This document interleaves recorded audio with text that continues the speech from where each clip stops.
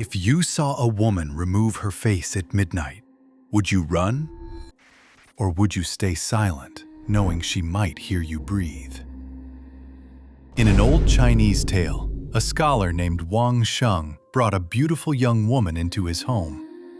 By dawn, his wife would find his chest torn open, and behind a locked door, hanging on the wall, there would be something no human should ever own: a painted human skin. The story comes from Pu Songling Strange Tales from a Chinese studio. Wang Sheng was walking alone when he saw a young woman by the roadside. Her clothes were delicate, her face was pale, and her voice trembled as if she had just escaped from danger. She told him she had been abused and had nowhere to go. Wang Sheng believed her. Or perhaps he wanted to believe her. He led her back to his study and hid her there, away from his wife, away from the household, away from any eye that might ask why a stranger had entered his room. But on the street, a Taoist priest stopped him. The priest looked at Wang Sheng and said there was evil clinging to him. Wang Sheng laughed it off. He was alive. He was healthy. And the woman in his study looked nothing like a monster.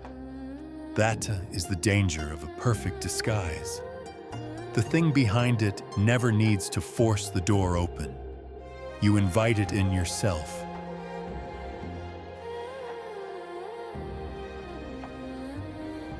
One night, Wang Sheng's wife grew suspicious. She went quietly to the study and looked through a crack in the door. Inside, the young woman was no longer young. Something blue-black and hideous crouched beside the desk. Its teeth were sharp, its hands were thin, and in front of it lay a sheet of human skin. The demon lifted a brush and painted the skin carefully. Eyebrows, lips, cheeks, every beautiful line of a human face. Then it raised the skin and wore it like clothing. By the time Wang Sheng returned, the monster was smiling again.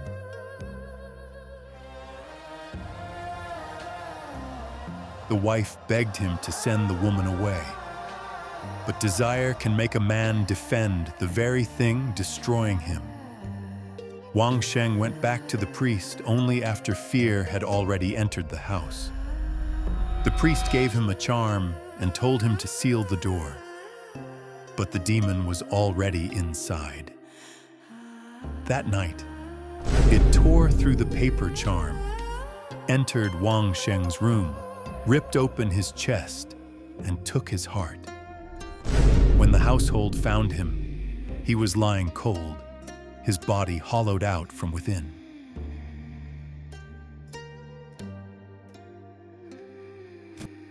The priest returned too late to save him from death, but not too late to fight what had killed him. The demon fled. The priest struck it down, and the painted skin collapsed like an empty garment. Yet Wang Sheng's wife still wanted her husband back. So the priest sent her to a beggar in the marketplace, a filthy man who insulted her, spat at her, and gave her a foul thing to swallow. She endured it. Because unlike Wang Sheng, she understood the price of a life. When she returned, she leaned over her husband's body. What she had swallowed rose from her throat and fell into the wound in his chest. Slowly, impossibly, his heart was restored. Wang Sheng breathed again.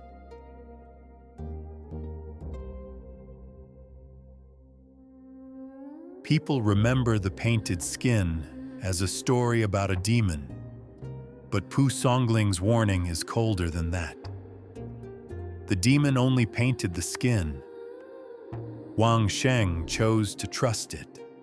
So the next time a face seems too perfect, ask yourself, what had to be hidden beneath it?